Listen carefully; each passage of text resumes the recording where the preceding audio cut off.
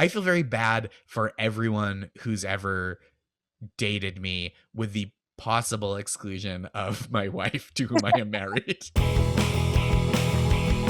Hello and welcome to the Roast of Your Teenage Self podcast. I am your host, your roast coming queen, a girl who's been mad about the president before and remains so to this day, Alise Morales. And with us today, guys, we have such a fun guest. He is a writer and producer on Deezus and Marrow. He's a stand-up, he's an author, but before all of that, he was a graduate of Stoneham High School. It's Josh Gondelman. That's true. That is, I always insist, and not just for the show, that that is a credit that gets brought up, is that I am a Stoneham High School graduate. I walked the stage at graduation. I walked the stage, walked the halls, walked all over that place. What was your mascot? We were the Stoneham Spartans, and I think they still are. So it was like Classic mascot. yeah, just an old timey Greek guy in a helmet with a sword. You Honestly, know, like how soccer is. honestly, as far as mascots go, we can keep the Spartan. There are so Yeah, many weird mascots out there that need to be changed. yeah. When I went to a weird Christian elementary school, we were the Crusaders. That's actually Wow. weird. Did they keep that? I think they still are. I don't check in on them that often. Hmm. My high school was the Cougars, which isn't bad, but then there's a sexual connotation Sure. has now Sure. happened for I that. think that one's still safe. Like you show the picture and people get it. They're not like, "Oh, you're the Fairfield High MILFs or whatever." Well, I can't remember who it was suggested that the school should have a dance where like older girls ask how you, which would be fucking tight. Very funny. Yeah, I think as long as it's like seniors to freshmen and not they don't like import a bunch of like 52-year-old moms. Yeah, yeah. As long as it's not like actual adult women, it's kind of Mhm, fun mhm. actually. Yeah, we're all Um, having a good time. okay, so what like flavor of high school is Stoneham High School? Would you say? Okay. So I'll let me describe it in a way that I think makes sense, and then you tell me if I just wildly miss the mark of your question. It is it's a public school, about 800 kids, suburban. Um, it was big enough that there was like stuff, like there were all the different clubs and stuff, but I always describe it to people as like it was small enough that like people had to kind of double dip in various social strata. So like when I was a freshman, the guy who was like the lead in the musical that year, or one of the leads in the musical, the spring musical, was also like on the varsity soccer team. Shout Wow. out to Marcos Faez. Marcos, you're doing great. You did Yeah, I think he is doing great. He's like a playing music professionally. Yeah, he rules. that. That's so interesting because I my high school was bigger than that, Mhm, but mhm. I would still say like suburban high school, and I felt there was not a lot of overlap between the theater and sports communities. Oh yeah, this was very overlappy. Like it was like everybody, it was like, okay, there's 800 kids, but there's like 2,400 types of person we need. So like, okay, you're a burnout who's on the math team, and like you're a goth, and you like play ice hockey or whatever. Like it's just like there it Oh, was I love everybody had like the goth ice hockey player is so great to think about. yeah, I mean like that one is like the most hypothetical of all, but I think it might have existed. I like don't remember that much about the hockey team honestly, but like there were so many people where it was like, okay, you're the president of the French club and you're on the varsity basketball team and you're on yearbook or whatever. And it felt like on one level there were like kids that weren't as involved, but I feel like everybody kind of, because there were so few people comparatively, everyone got to like be a little multifaceted just in like how we all presented ourselves to each other, which is kind of cool. Yeah, no, that so you answered my question perfectly. You had no reason to be Thank you. nervous. um, So what would you say that your like what was your Venn diagram of teen activities, social groups, I etc.? I was all over the place. Um, I was I was very Screech like, which will come into play when you see the picture of me. Yes, I was gonna say I think that we now have to pull up Okay, so a let's photo pull up the picture because because you it said screech like. So yes. So this is my driver's license picture from when I my first driver's license, and I'm uh kind of, as much as I'm famously anything, I'm famously bald at this point in history. And so it's just like I don't look anything like that at this point, but I had like a big kind of, that I think the colloquial term is Jufro. Mhm. Um I've heard this. and yes, and I was very I could like I was like kind of a big soft dork who moved in a lot of social circles. So like I hung out with the kid, like I played junior varsity basketball when I was a sophomore, and I did yearbook and math team, and I was in all the theater productions, like from starting like dabbling freshman year and then being more and more involved until senior year, like when I was in junior and senior year, when I was in all the plays, and like I hosted the variety show, and uh I was class president for a while, and Oh like, my god. yeah, You so I really just like kind of dabbled, but I was like, I wasn't cool.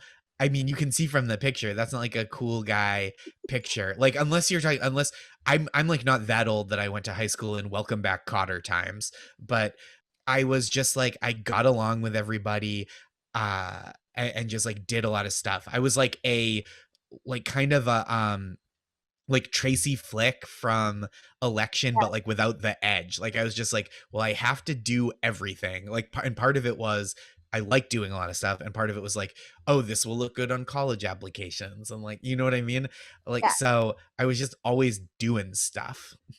Yeah, so that's so were you like super college motivated at that time? Because I was like crazy when it came to applying for college applications. I like convinced myself that you had to apply to hundreds of schools, and so I made a giant list. It was like it should have been assigned to my parents that an intervention was needed. Like, I was I was like motivated, but also reluctant. Like, just I like doing all that were fun and like doing things that were hard. mhm, Um, which that's like a great description of my personal work ethic. Is like I go super hard with stuff where I'm like, oh, this is fun. Like I love doing stand up. I'll go out every night, or like, I love this kind of writing work. And then if someone's like, oh, but you should like do a treatment for a show that you could maybe sell, I'd be like, but that sounds like boring and nobody wants to see it. And like I like doing the stuff where people are like, good job, yeah, yeah, yeah, nice guy. yeah, everybody came to the assembly and it was really Exactly.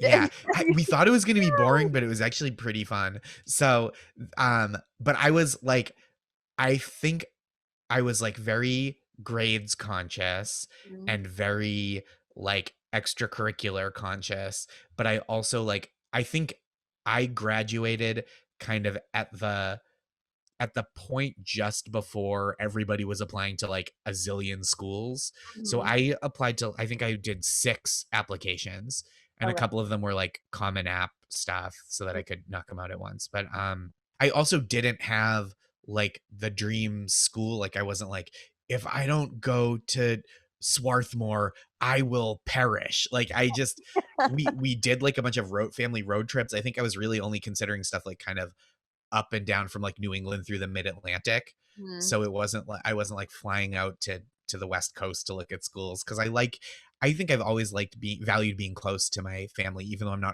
I don't go home, even now I don't go home that much. I Yeah. just like the fact that like I can. Yeah, like if I need to get in a car Hmm. and go see Hmm. you.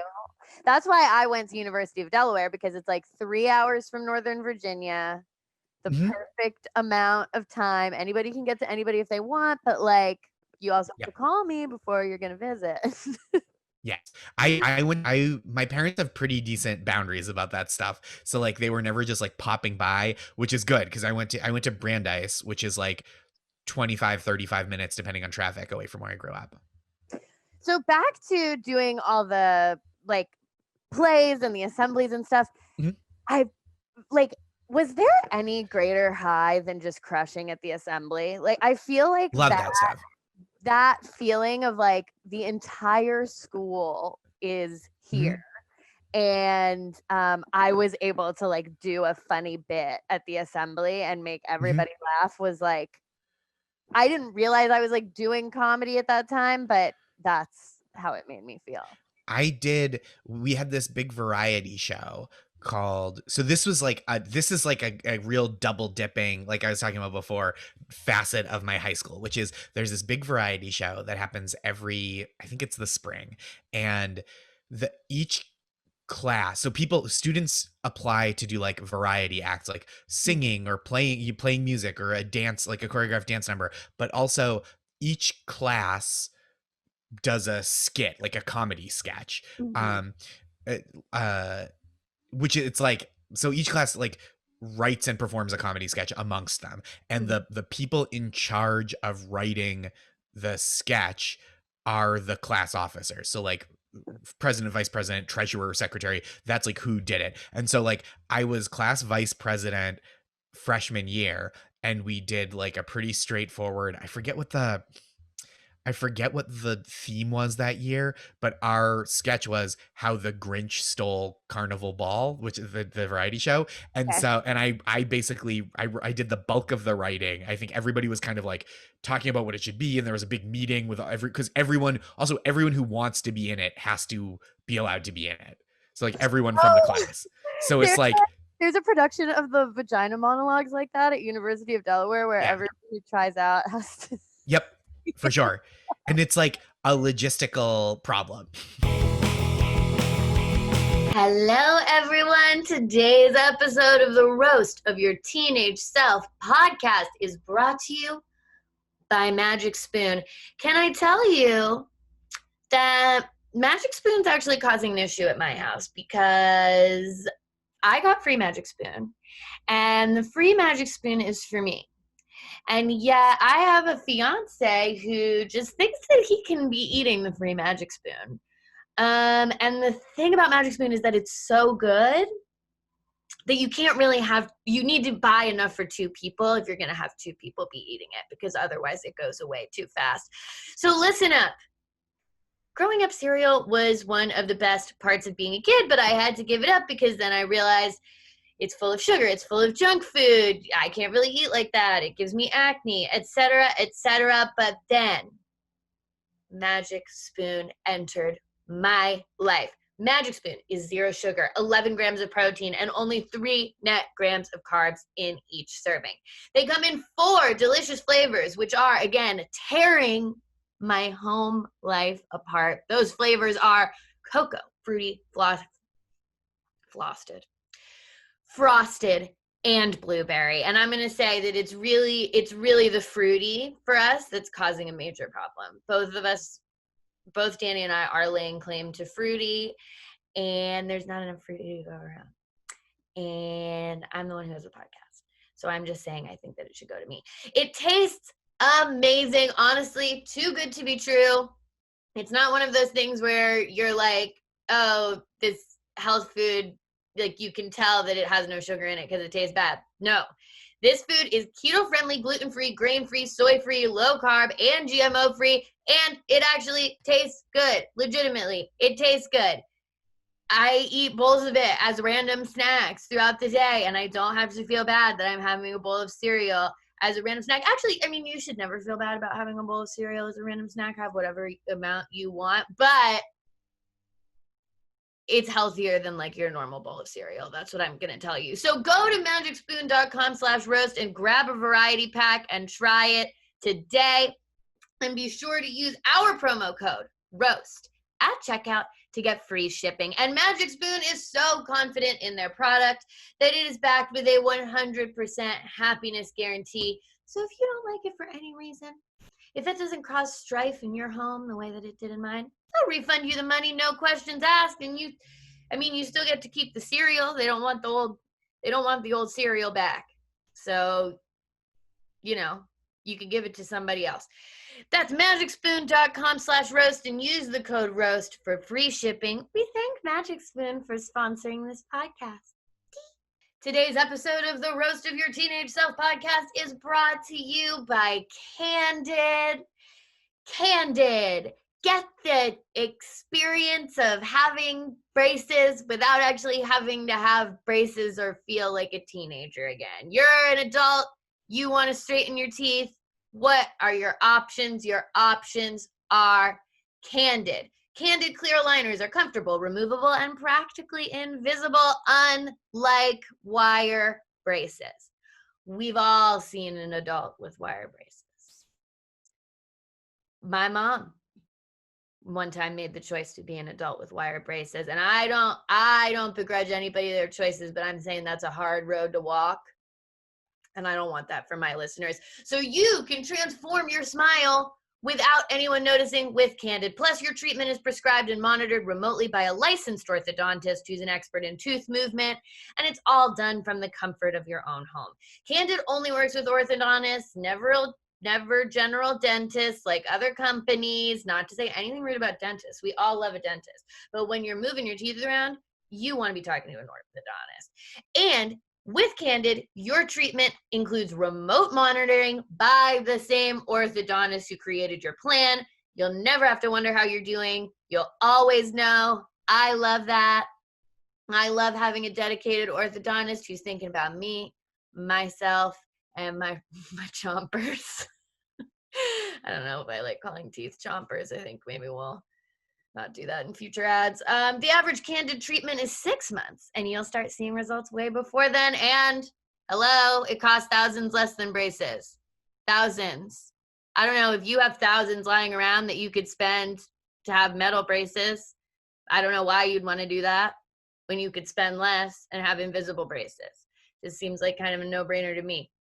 So start straightening your teeth today. Right now, all of my listeners can save $75 on Candid starter kit. Go to candidco.com/teenself. Use code TeenSelf. That's candidco.com/teenself, code TeenSelf, and take advantage of this limited time offer to save $75 on your starter kit. candidco.com/teenself, code TeenSelf. Straighten those teeth, but do it private. It's nobody's business. Yeah, they have to write new vagina monologues because there aren't enough in Right. the show. Yep. For sure. And they're just, God, what are vaginas doing these days? Like, Shoot. okay, so now some of this is written by you, Bensler. Some of this is written by Jessica. Yep. Right. That's so funny. But it's so interesting that like comedy writer was tacked onto your job as class president. It is weirdly like formative for my whole life, I think, because getting to write that sketch, I was the vice president freshman year, and we crushed. We had the best sketch of all the 4 classes, I think, in my memory, which is probably deeply flawed. Also, I probably did a garbage job writing it. I was like 15 years old. But if you looked back at it, you would be like, this doesn't make sense. It's I'd be like, yeah, offensive. does this videotape come with poison? Because I need both at once for myself. But so that went well, and I was like basically class president on the strength of sketch comedy writing for the next 3 years. Like, for real, it was like the reason that I was class president was like people didn't hate me, like I got along with people, so it wasn't like I was like they're like, who's this guy? But I like got along with a lot of people because I did all these different activities and was pretty social. And then also the position, like class president, is also like head writer for the class. Carnival ball. Yeah. Which is a very sexy. Well, it's also weirdly sexy. There's like this weird, so it's a variety show, but also at the beginning there's and it's hosted by usually seniors. Okay. But I was like a deputy host my junior year, and then hosted with 2 friends, Emily and Carolyn, my senior year, and the 3 of us, which was super fun. But so it's this a variety show with hosts doing comedy bits as much as like 17-year-olds do comedy bits, and then singers and dancers. But at the beginning, there's a court that's voted on by the senior class, and it's 10. I don't know if it's different now, but when I did it, it was 10 boys and 10 girls, young men and young women, and they would do like a ballroom dance, like paired up, like a debutante ball, I That assume. happens in Harry Potter. Yes, it's like yes, whatever you're picturing, it's They exactly have that. to open the dance by all dancing Yes.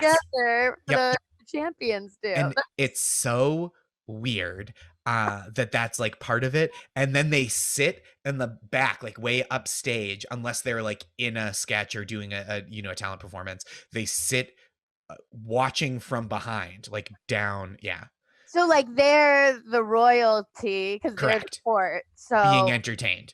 Yes. Yes, But they have to be behind the performance. correct, because everyone else has to see it too, so they yeah, Actually, the performance is for all of the other people, but you guys have to sit. correct. Yeah. So it's like everybody watches them watching everything. It's like it's fascinating.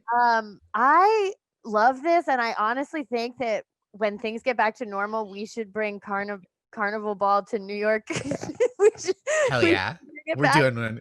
vote on a court. They have to sit on behind the stage, a little field. Just citywide though. It's anyone in the city's eligible. Oh yes, anyone can do a talent Yeah, for sure. It's or can not, be on the court. or can be on the court. That's true. Right. That's beautiful. Thank you. Yeah. So it would be so fun where it'd be like, okay, it's it's like the Wall Street Bull is on the court for some reason, and then Aaron Judge, Yes. And Ariana Grande. just like one kind of like cool lady from the train, whoever. Yeah, the lady who sells churros on the subway is there. Yes, exactly. It's like a perfect. It's honestly a great court, and they It'd be need a amazing. perfect performance for them. They deserve. I a would, performance. and she's doing like a dance with Mitchell Robinson from the Knicks at the beginning. Yeah, New York. You New Yorkers of all stripes. Mm-hmm. Mm-hmm. Okay, we're off the top. We've gotten way off the topic. Well, look, when I start talking about Carnival Ball, it just spins any conversation out in weird directions because everyone has questions like, what? And really? And no, for real? So it always like derails any conversation because it's like, I grew up in a pretty small town. There's about 23,000 people. And so, but it was just one of those things where I didn't realize like my prom and stuff, like there wasn't a prom king and queen. We only did homecoming once every 4 years. So you only did it once while you're in school. Our fall team wasn't like a huge rallying point for the school, like for school spirit and stuff. Like we had other teams that were like our soccer teams were much better. But like so it wasn't like high school that you would see in movies and stuff. Like it wasn't like the She's All That high school or whatever. Yeah. Or Bayside High from Saved by the Bell, other than just my hair. But but it also, there's stuff about it that I didn't realize was like specifically weird until like Carnival Ball, until I like told people, like went to college, moved to New York, and like was telling people from other places, and they were like, no, that's not anything. That's like I don't have a frame of reference for what you're describing. Yeah, we definitely did not have a Carnival Ball at my high school. Okay, I feel like we didn't get to Oh, please. Yeah, whatever you. exact ways in which it was sexy. I think it was the dance, the kind of like, so it wasn't like sexy, but it was like intensely heterosexual. That's how it just felt like what a I mean, again, this was like the early aughts, and my school was like, for that time, I think pretty progressive. There weren't a lot of students, like queer students, who were like out. There were a few, and it wasn't. I don't think, like, I don't remember it as being a place that was like openly hostile, or that kind of hostility would be like fostered and allowed, big picture. But it also is so weird to be like, boys and girls dance with each other, right? Like if you're like the 10 best boys, you dance with the 10 best girls, and it's like, what is this? Yeah, right. That's just like as it's always been. And then maybe some of you will have daughters at some point or sons together. Like and again, not none of I don't blame the people, like the kids. Like this was just all we knew. And it's such a strange little tradition. So let's talk about, so you're doing all of these different clubs, you're class president, you're head writer of the school. Head writer of the Stoneham High School class of 2003. So what was your like outside of school social life like? Were you drinking at all, partying at all? Anything I like did not I didn't drink, but I wasn't like averse to being around it. mm-hmm. Like I have a friend who I will not name because I don't know how much of this is in the open, but like I had a friend who would have parties where like the older kids, like when we were freshmen and sophomores, the older kids would like show up with beer and stuff, and it was never like that wild, but like I would be at those parties and I was like, oh, I'm not really a drinker, but like I don't feel weird being here. I wasn't like, oh no, I gotta homework.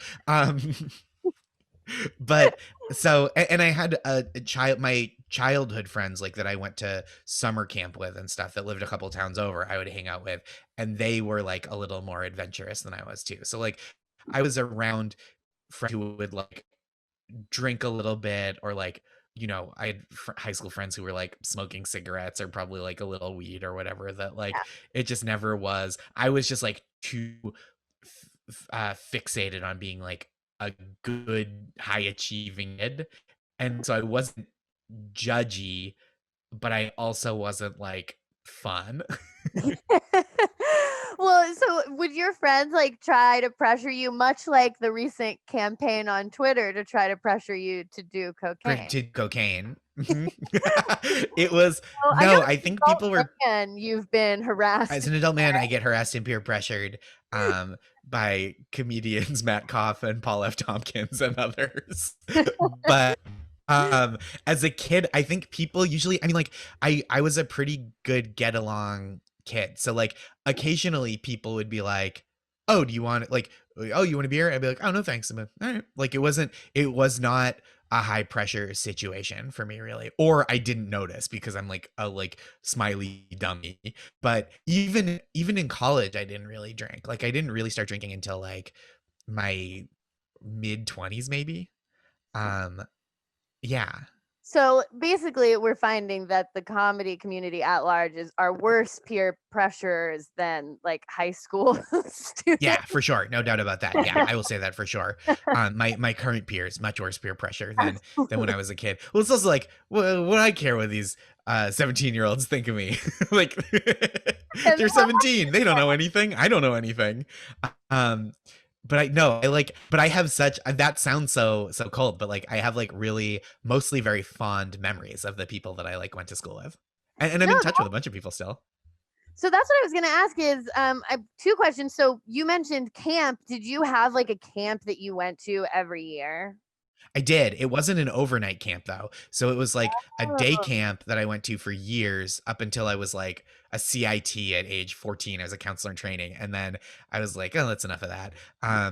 And and so I have a group of childhood friends that one of whom, I mean, the reason I went to that camp was because my best friend from preschool went there. And so I went and like met this other group of friends that like he already knew when we were like Mhm. 7, 8 years old. And so like these are guys that I mean, like I'm in a group chat with a lot of them still, and like talk to them, talk pretty frequently one-on-one as well, and like try to see people when I'm home.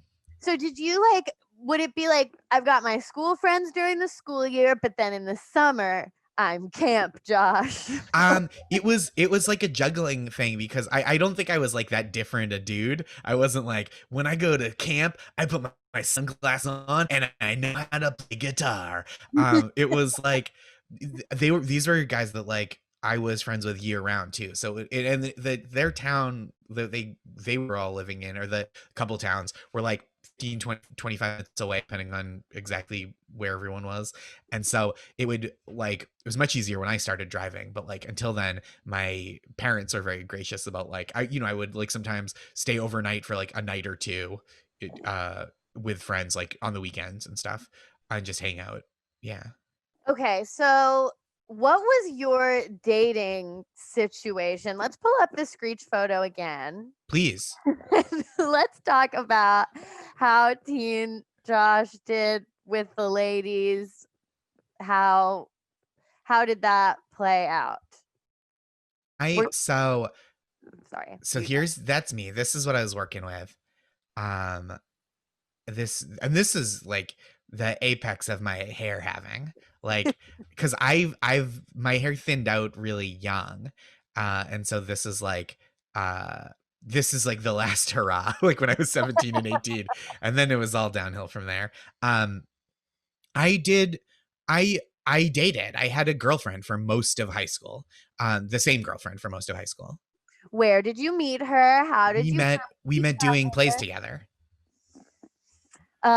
Okay, the perfect romance. So to walk me through, you got to tell me the play, the I course. like I wish I remembered. Like maybe we met doing my first show, which was Wizard of Oz was the first one that I was what I did. Gosh, you just said the magic words of this podcast. Did I?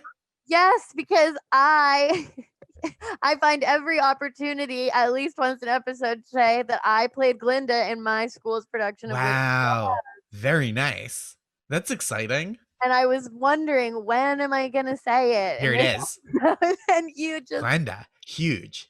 oh, I played I had like a bunch of like chorus parts, so I was like one of the flying monkeys and like a citizen of the land of Oz. But Mhm. my named part was I was Uncle Henry.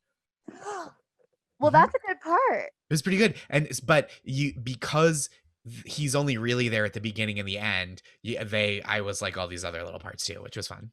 Yeah, you can be like a monkey in between Yeah.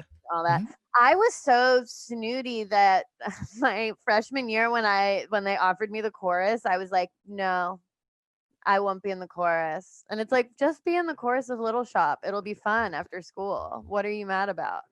Yeah, like what? Right? What do you lose out on by doing Yeah, that? you're not good at singing. That's why Yeah. you're not in the play. So Mhm. just go be in the chorus and have Yeah, fun. they're being nice to you. um Don't know how to sing the songs. yeah, oh, I was not. I'm like an I I'm like a C singer. Like not bad, can carry a tune, but like once you get into like, okay, then you harmonize on the fifth, and I'm like, nope. I, Absolutely. sh- I shan't. I would give myself a B in that I think if you give me a song in a certain range that's pretty straightforward, I could like sing a pretty good version of that song. Okay. So like that's kind of, to get in a High School Musical, that's about enough skill as you really need. But again, as soon as it's like, okay, now you're gonna harmonize with this person, I'm like, I couldn't I'm out. possibly Yeah. tell you. So we did, and I did. So that was my first play. And then we did uh what was the musical my sophomore year? Grease was fun. You did Grease. And then then we That's did a Fiddler on the fun Roof. too. We had a non-Jewish Tevye, which I find anti-Semitic. I don't really, but and then we did a basically all-white version of Once on This Island, which is Oh no. lightly problematic. There wasn't like problematic makeup involved, but it was like again, it's like a mostly white high school. We were like 17 or 18 in 2003. I just did not have the aware, like I think I would have known like, oh, blackface is wrong, of course. But Yes. like just reading the text of this play, I was like, all right, sure. Yeah. Like There's two people on an island and they're in Yeah. love. Yep, exactly. Right. To me, it was like, sure. I mean, they're still doing West Side Story. That's no weirder to do with all white people. Yeah, I think there was at one point talk of my high school doing hairspray, but it got quashed pretty fast Mm, because that one you can't really. I mean, there are high schools who have done it, but you really can't. It doesn't make sense to say right. if Yeah, you it's just visually confusing. have actual black people in the show, Mhm. so it Yeah. would be confusing. No real reason to push that issue with People an are all white or mostly what's white high school. happening? So, Why are these s people mad at each other? yeah, right. This seems like how do they what does he know about her? Let them dance. I Yeah. don't Let understand. him dance. Is this they're what are they mad he's Italian? I guess that guy's Italian. I guess that guy's Italian. That's what the play would have been called instead of hairspray. I guess that guy's Italian and the whole town's mad. No, they're so mad. Um, but yeah, I met my high school girlfriend doing theater. And were you guys like, I mean, what were you like a theater couple? Was that Yeah, part yeah, of for sure. your reputation as a couple? Hmm. Yep. And she was a grade ahead of me. Um, Ooh. yeah. So what did you do when she went to college, or did you guys get that far? We did. We stayed together the year she went to college. She went to college in Boston, and so I would visit her there. And she ended up, I think, after her first semester, maybe living at home and commuting to school. So we would hang out in town still. And we had like lots of friends that were like still in lots of friends that were my year in high school, lots of friends that were her year that like went to school nearby. So we would like see them, like we would congregate places. And then we broke up my freshman year of college. So when it was time for you to spread your wings, Yeah. what happened? Um, I mean, I think I was just I like just wasn't, um, I'm just like not a good, especially then, was not like a good adult communicator of like things that I wanted from a relationship or like, so I feel very bad for everyone who's ever dated me with the possible exclusion of my wife to whom I am married I mean, now and into the future forever.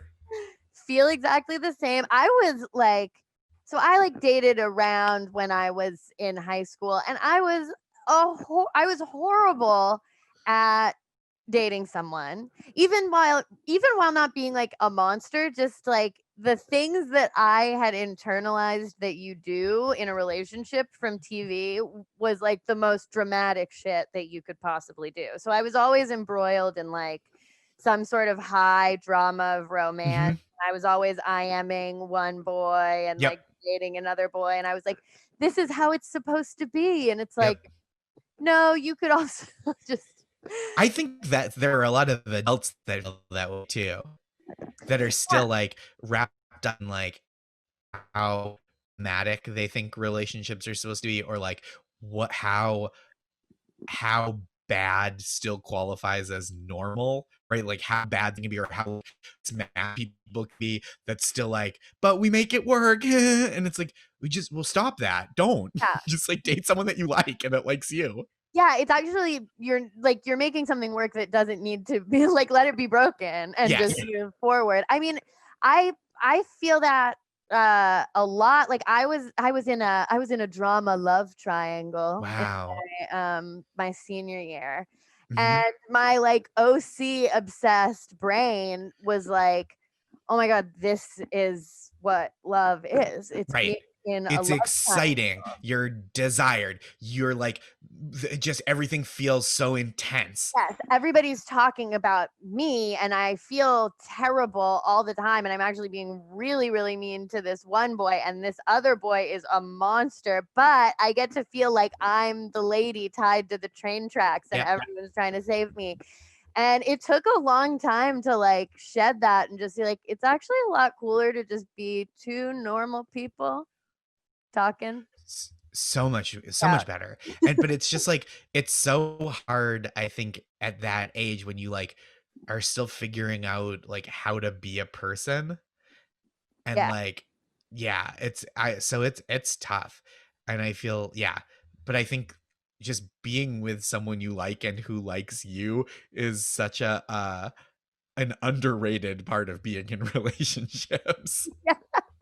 And like that you don't have to wait for there to be some explosive moment to break up with someone. Like No you doubt. could just like you could just break up because you don't want to be dating anyone anymore. You like somebody else and that's actually allowed and all of that stuff. So I feel like when I was in high school, I would concoct like explosive breakup moments just because I Yep. was like, but that's because that's how you have to break up with someone. Like you have to have Right. some giant Someone whatever. has to cheat on someone, or Yeah, like someone has to like forget your birthday, and it's just like exactly.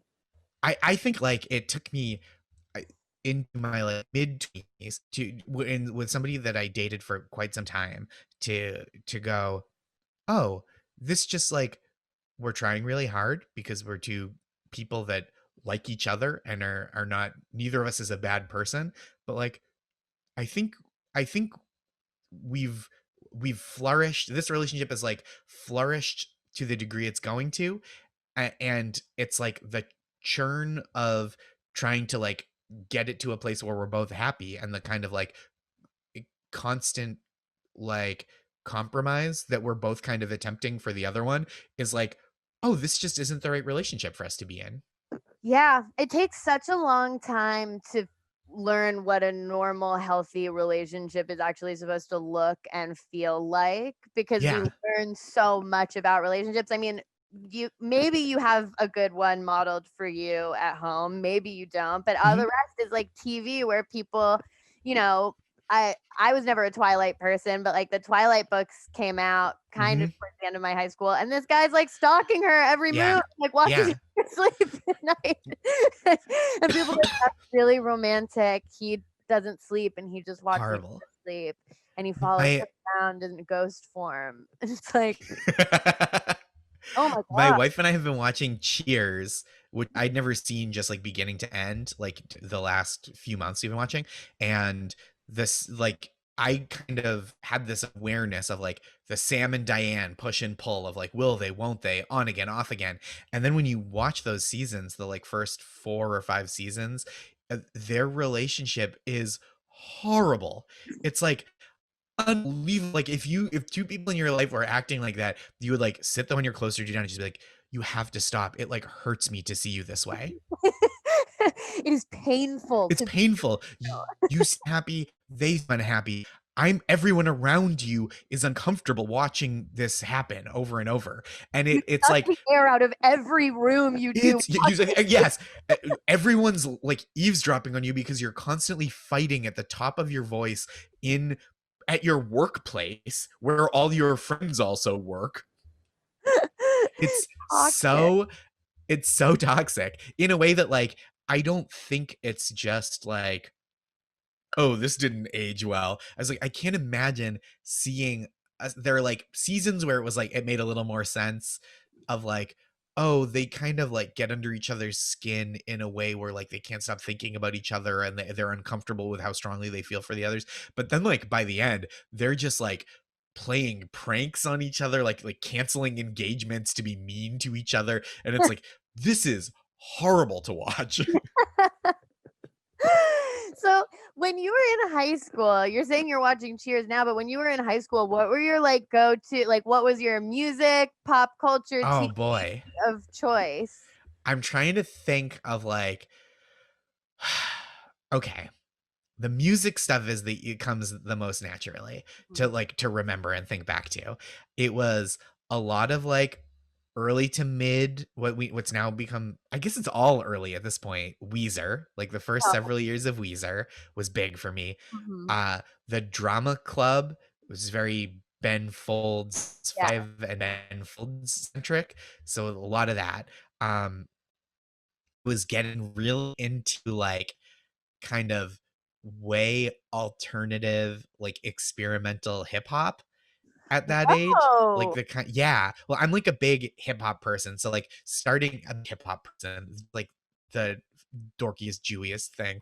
I'm kind of a hip hopsman. But I've like listened. I got like really into rap music at like seventh, eighth grade, and so it was a lot of like what was contemporary then, and then backfilling the stuff that I was like reading about online, because I had the internet and I would like read on forums and stuff like, oh, okay, I should listen to this Biggie album. This is like the Mhm. thing. And this is probably, we're talking eight years after it came out, 5 years after he died.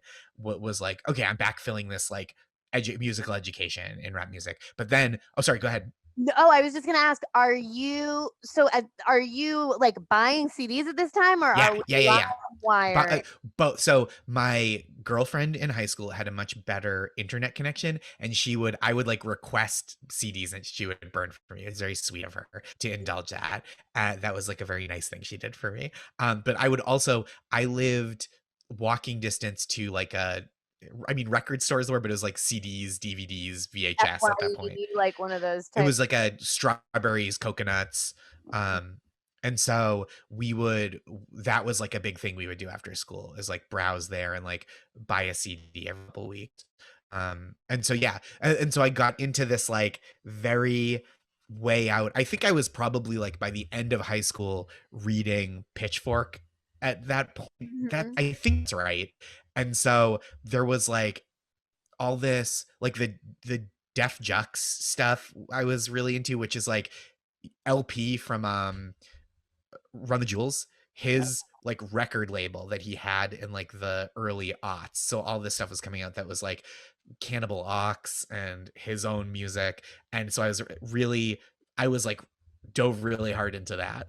Were your friends into this too, or was this just like a private endeavor you were going on in your like like in your little Massachusetts school? I hung out like I had acquaintances that were like deeper into like listening to rap stuff, but they like by the time I was in high school, we like didn't have that many classes together. We didn't have that many activities that we did together, and it was like my childhood friends that were really into that stuff too. So like my friends that I would see at camp and on the weekends in high school basically were into that. But there was also like more mainstream rock stuff that I'm sure I was listening to. Like I'm trying to think of just like what was popular then.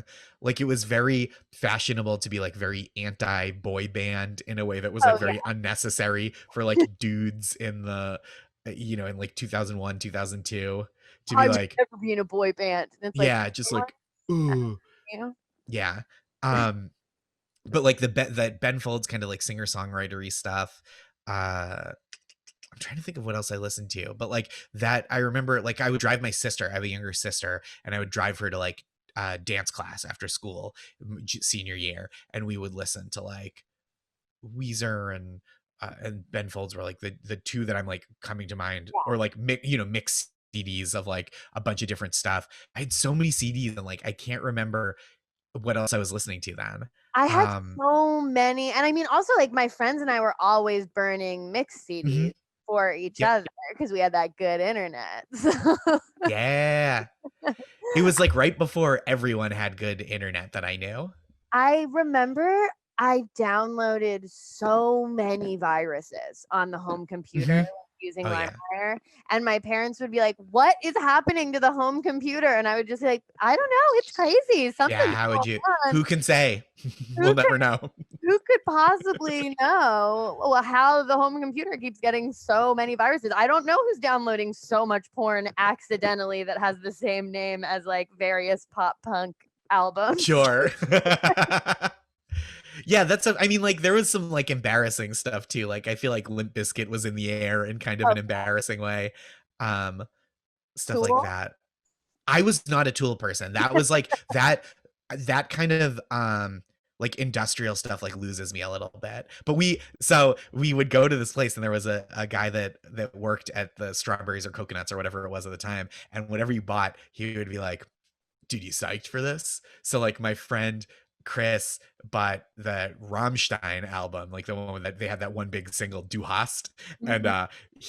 I remember the guy behind the counter being like, dude, you psyched for Rammstein? Yeah, man. And my friend being like, yeah. And he'd be like, good, yeah, this rules. You psyched, man. It's just like you would say that for like whatever you bought was very excited. That's such a fun like local like CD store guy Yeah, character to very fun. have. And All right, then no, oh, you. yeah, it was like a lot of like kind of alternative hip hop. Like my maybe it was right after my senior year, my girlfriend and I went to, it was called the Smoke and Grooves tour, and the lineup was bonkers. Um it was CeeLo performing solo before he was like a big Yeah. solo deal, like when he had just left Goody Mob. Was um Jurassic 5, I was very into at the time. Um I think Tweet was her name. She had a song that was like, "Oops, there goes my." It's like a big one-off, one-hit wonder at the time, and she like canceled. She was sick, and Tweet. What happened to then Tweet? the Roots played, who are like one of my all-time favorite bands, and That's then Outkast closed oh my god. with, I think Killer Mike came just to do his verse on The Whole World. That's like what he. It was like Outkast greatest hits that era. That's like to have heard. What year was that Oh, about? I think it was summer of '03. To see Outcast in the summer of I 03. know. Very cool. Very Outcast. exciting. It was like I was like, "Oh, I did at some point have like kind of good taste in stuff." Okay, I have two more questions for you. Please. Number one, do you remember any like big rumors or scandals from your high school? Oh, that's a good question. Um The one that I always give as an example is I remember that there was a girl who rumored put a remote control in her butt at a party. And I remember wow. hearing about it on the bus, and everyone was like, party got pretty crazy. Gosh, You I put don't remember. Like I don't remember any of the fun ones. The one that was when we were high school aged, the one that I fell for because I was a credulous dweeb was that my camp friends and I heard that like when we were like 16 that Mhm. another kid we went to camp with who we like weren't as friendly with, we just like knew him, we would see him, didn't hang out outside of camp. We heard that he overdosed on marijuana and almost died. Oh no, he was pulled from the grips of Yeah. marijuana death. Yep. Saw a green light, went towards it. Thank, Uh, thank God but someone that was was like, gonna get him the Narcan in time. Mhm. Yeah, he was like, "This is doing nothing for me. I just need like Mountain Dew." Yeah, I actually think if I just sit down, I'll be fine. Mhm. Could you put on some music? That's like what would Do fix you this. remember like what? Like, so he just didn't show up to camp, and No, that's this was like during the school year.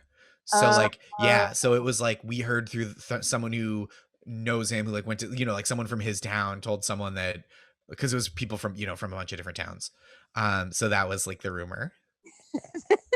honestly, over that some kid OD'd on marijuana and almost died is a great high Very school. funny, like incredibly not. I think I like told my parents, and I think my dad didn't want to be like, that's dumb, because he didn't want to be like, no, that does nothing. But I think he was like, I'm pretty sure he'll be okay. It was like, I don't think you should stay up too late. yeah, right. Cancel the vigil you've planned.